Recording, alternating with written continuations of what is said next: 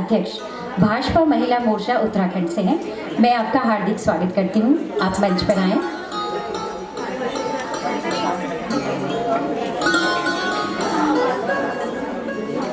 सुदूरवर्ती उत्तराखंड से हैं।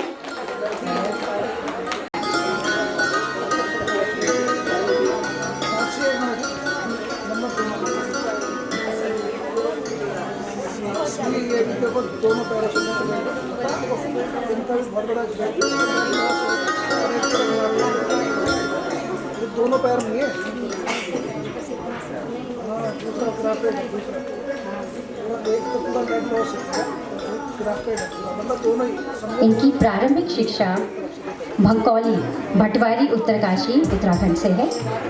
आप एक एडवेंचर कोर्स कर चुकी हैं। खोज एवं बचाव पाठ्यक्रम में इन्होंने शिक्षा ली है। इनका अनुभव क्षेत्र है टाटा स्टील एडवेंचर फाउंडेशन में ट्रैकिंग और एडवेंचर कंपनी इन मी के अंदर इन्होंने कार्य किया है। ग्रीन पीपल में यूथ फाउंडेशन भुवनेश्वरी भंकौली उत्तरकाशी में महिला आश्रम में काम किया है। नेहरू युवा केंद्र उत्तरकाशी में कार्यरत रही है। हिमालय पर्यावरण शिक्षा संस्थान मातली उत्तरकाशी में इन्होंने अपनी सेवाएं दी हैं।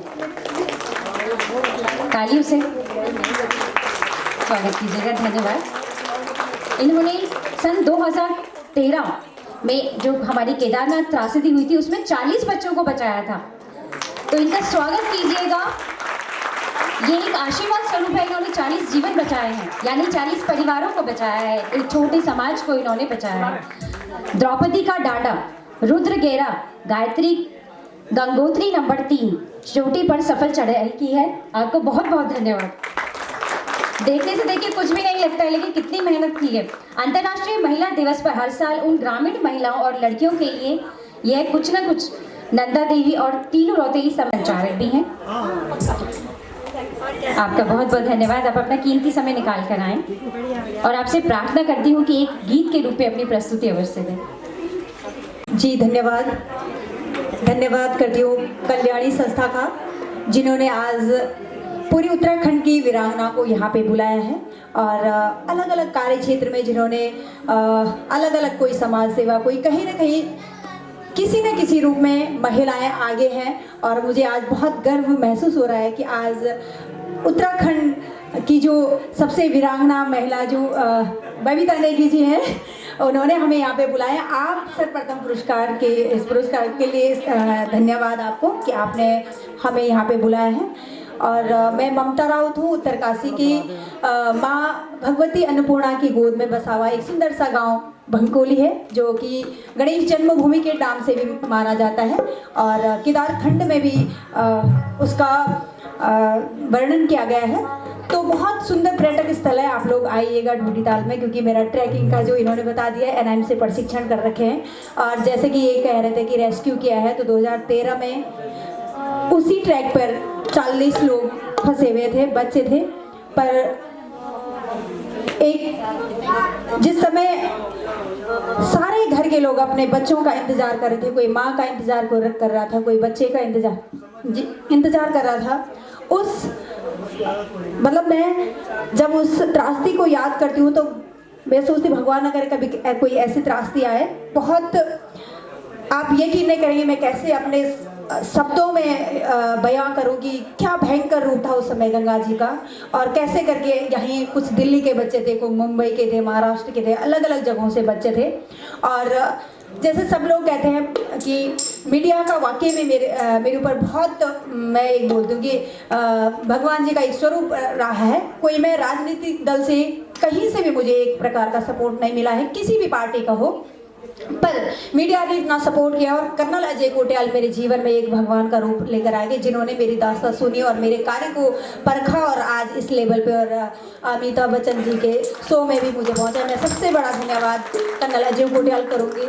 और मेरे सभी साथी जहाँ जहाँ मैं जाती हूँ बहुत अच्छे अच्छे मित्र बन जाते हैं। बहुत आप सबका प्यार स्नेह इसी तरह बना रहे। और मेरी एक आज महिला दिवस के उपलक्ष्य पर हमारी स्टूडेंट भी थी और सविता कंसवाल, सभी जानते हैं, जो कि द्रौपदी का डांडा में शहीद हो गई थी, नौमी और सविता। उनको तेंजिंग नॉर्गे अवार्ड से अभी सम्मानित किया गया था वो हमारे क्षेत्र की है, गंगा वैली की है। और आज के पिछले वर्ष प्रभव साहित्य मंच ने उनको सम्मानित किया था, उनके पिताजी लोगों को सम्मानित करा था कि उनके छोटे से आज उनको तेंजिंग नोर्गे अवार्ड भी मिल चुका है। तो मैंने एक यादगार के रूप में उनके लिए स्वरचित एक गीत लिखा था ताकि वो याद रहे, क्योंकि मुझे पता है कि जब आप ट्रैकिंग करते हैं, जब आप किसी चोटी के बिल्कुल पास हो, किसी एम के पास हो, तो क्या महसूस कर रहे होंगे उस समय कि मैं पहुंचने वाली हूँ। हो सकता है उनको प्यास लगी हो बहुत ज़्यादा, हो सकता है उनका मन था कि मैं थोड़ा रेस्ट करूँ, पर क्या करें, दो घटनाएं उनके साथ हो गई। एक तो क्रेवास आ गया और ऊपर से लैंडस्लाइड आ गया, दोनों एक साथ आए तो वो मतलब एक शहीद हो गए वहाँ पे। तो उनके लिए मेरी चंद लाइनें थी, मैंने उनको याद के रूप में मैं ज़्यादा सुंदर आवाज़ तो नहीं है पर एक मैं गीतों के माध्यम से उनको याद करती हूँ हर मंचों से। और ऐसी बेटियों को जैसे कि यहाँ पे सभी लोग कहीं ना कहीं प्रेरणा के स्रोत हैं सभी लोग। और धन्यवाद करती हूँ पुनः साधना जोशी का, जिनकी छत्र छाया में मैं अब आगे बढ़ती हूँ, क्योंकि मेरे भी कदम कहीं कहीं रुक गए थे, क्योंकि हम आर्थिक उससे पीछे रह जाते हैं। तो साधना जोशी जी यहाँ पे हैं, वो हमेशा मुझे धकेलती रहती है कि कर, अगर तूने शाम तक ये नहीं करा तो मैं तुझे यहाँ से निकाल दूंगी। तो मतलब एक डर भी जैसा रहता है और एक बड़ी दीदी का जैसा सपोर्ट रहता है, तो उनका भी पुनः मैं धन्यवाद करती हूँ। तो सविता के लिए मैं कुछ एक दो लाइन गाऊंगी। उससे पहले जो हमारे छोड़े पवाड़ों के माध्यम से मैं कि इस दुनिया में खुद से बराबर कुछ नहीं होता है, आपको हमेशा खुश रहना है, सबने चले जाना है, कोई छोटा हो बड़ा हो, जब जिसका समय होता है वो चले जाता है इस दुनिया से, कड़वा सच है। तो जो आपको लाइफ मिली है उसमें आपको मुस्कुराता रहना है इस गीत के माध्यम से। हंसी खेलनो बाटी खानो धरती पे ठारो ना भैलानो, मोरी माँ सुड़े भई मोरी नानो, हे भगवान लो बुरु बोल के क्या भई पाणो। ये छोड़े पवाड़े में आता है। वैसे तो मेरे से सीनियर कल्पना चौहान दीदी जी बैठी हैं, वो बहुत अच्छे से जानती होंगी, मेरे से छोटे टूटे फूटे शब्द हैं। तो पीछे एक भाई जी बैठे हैं, उनकी काली पैंट पहनी हुई है, तो उनके लिए भी दो शब्द छोड़े पवाड़े के रूप में मैं गाना चाहूँगी।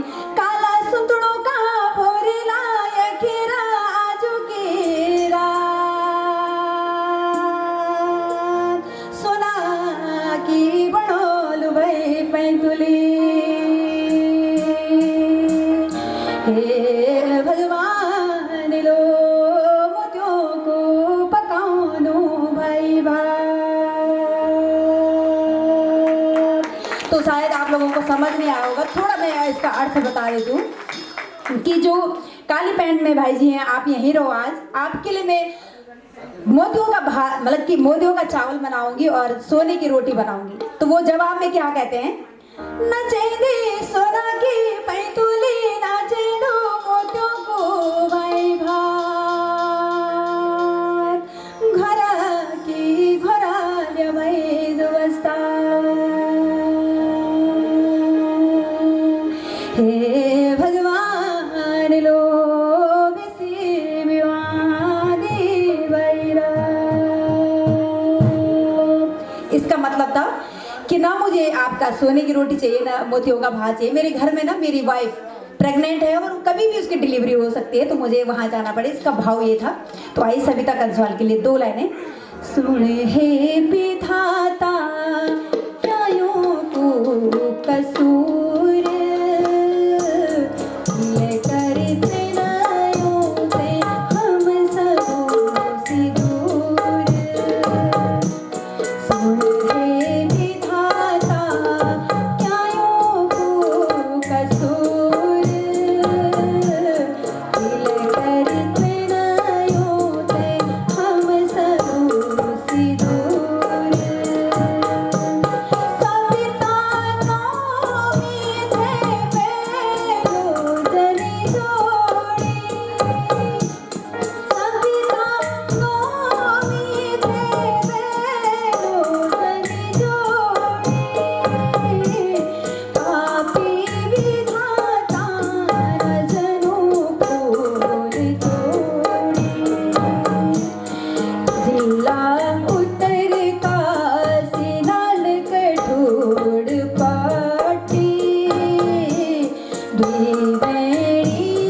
थे न उत्तराखंड की बेटी, दुई भेड़ी थे न उत्तराखंड की बेटी।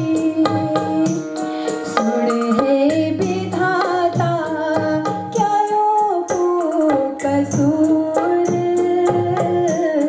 तिलकरी तनयो ते बाबू सिंदूर।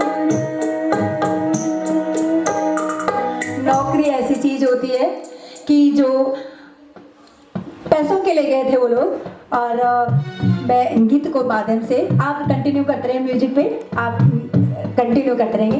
पर्वतारोहण मां नौकरी जुटे जाया, पर्वतारोहण मां नौकरी जुटे छाया, पर नौकरी बेटी दोया घर आया। पर्वत चढ़ना कुथे भारी शौक, परते द्रौपदी का डांडा लिखे थे यूं की मौत, पर द्रौपदी का डांडा लिखे थे यूं की मौत। संविधानों में थे बेलो जनी जोड़ी, पापी विधाता न जनो फूल तोड़ी। दुई घुट पानी मांगे हलुनी पाइयो ना, दुई घुट पानी मांगे हलुनी पाइयो ना।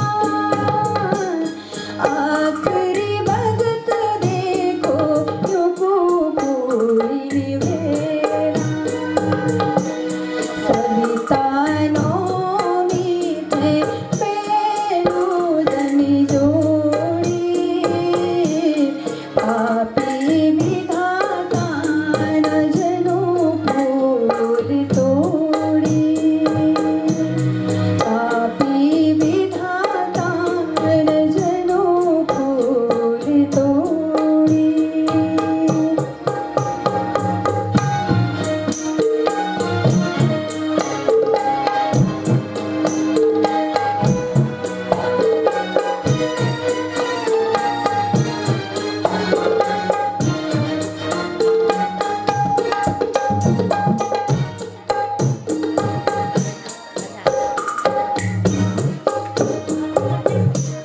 सोबेरी भगत मां बजनी दुई तेरा, सोबेरी भगत मां बजनी दुई तेरा।